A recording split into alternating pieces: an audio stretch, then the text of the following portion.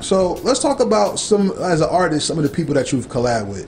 One of my favorite songs I've heard you do is on Shot Cobain's latest project. Crowns. Yeah. Talk about it. Talk about Crowns and Freedom Ain't Free. It's a dope ass song. My boy came up with the concept. Shout out to Shot Cobain. He came up with the concept. He shot me the joint, and when we first started writing it, it was dope because like he already had his first verse done, and I heard it. I'm like, damn, I can't come no less than dope on this. So wrote my verse to it. We did it, and it was Fuego. Everybody loves that song though. That song is definitely a classic. That's one of those songs with the message I was talking about earlier. You know what I'm saying? It's a message. If you soak it in, you know, it's a good song. It's definitely a dope song you'll love. Well, check this out. You got a project though.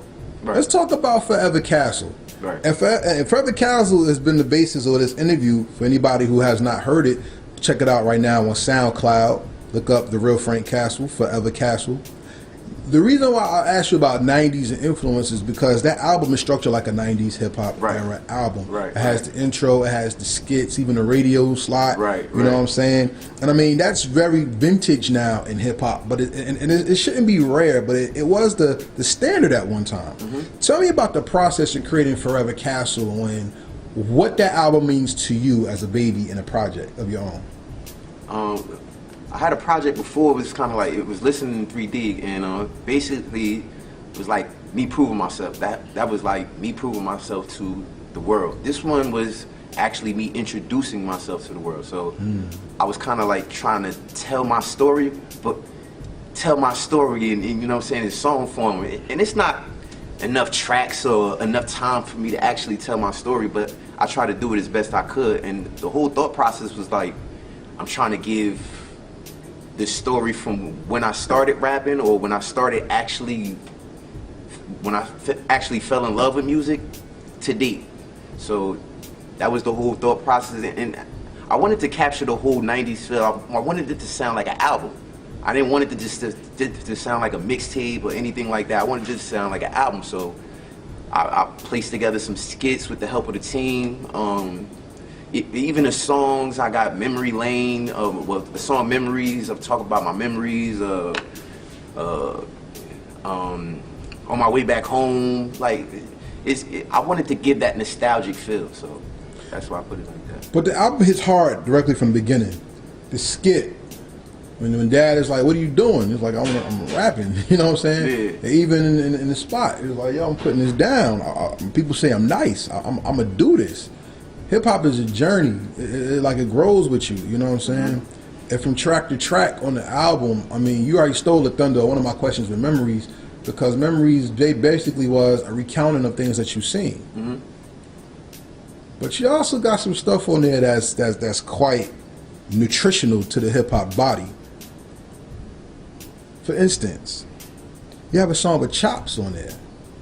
Tell me how nasty that was to do a song with my man's Chops. Man. Shout out to Chops. Shout out to Chops and Streets for Life, OD, all, bro. That was one of the, like, when I hit him up, it was like poetry in motion. He's like, oh yeah, let's do it. Shoot me the beat. I shot him the beat. In like 2 weeks, he was done.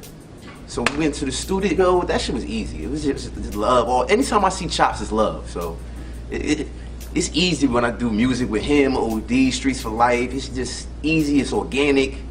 So that's easy. That song is that song is called I Bet You. And it's basically talking about like a lot of people, especially artists, they talk so much junk about what they do and da. In our era, we ain't talk about none of that. We did it, and that's all it was.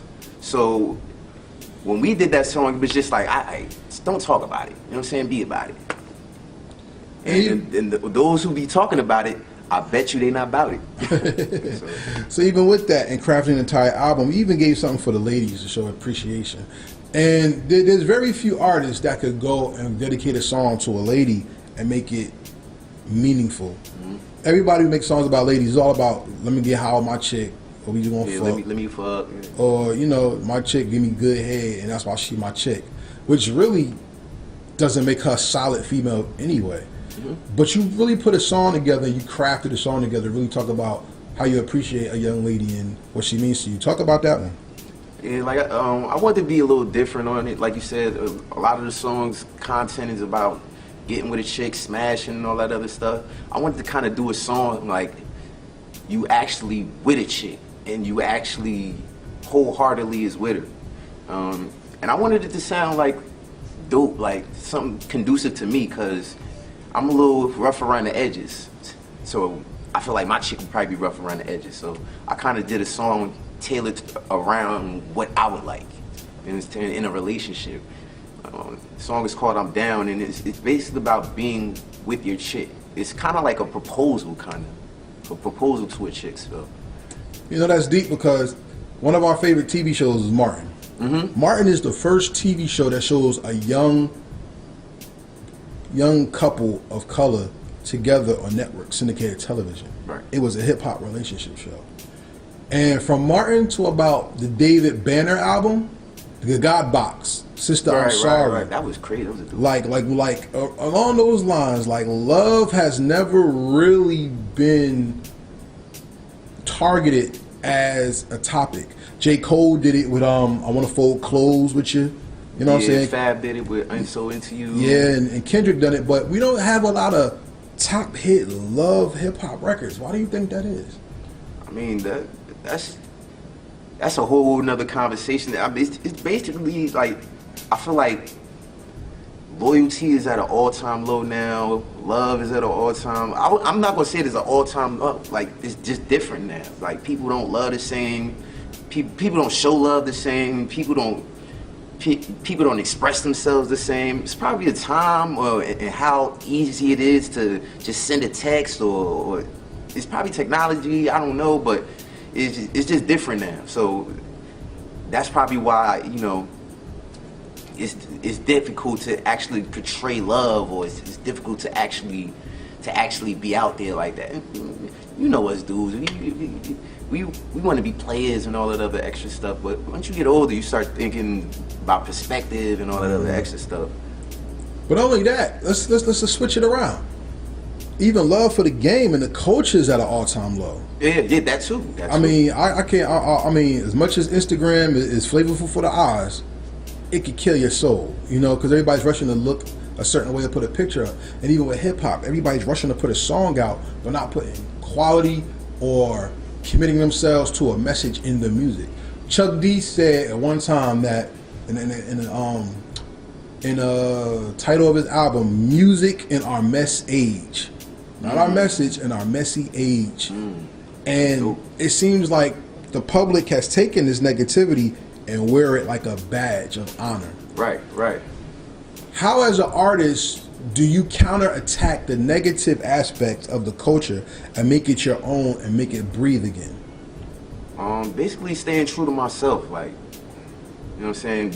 Knowing where I come from, knowing what my origins are, you know what I'm saying, and staying true to that, because it'd be very easy to see the gimmicks and everything that everybody doing on Instagram and fall into that. And that would change me, that would change my essence, and that would totally shift everything I'm doing, so I wouldn't do that. That would totally mess me up.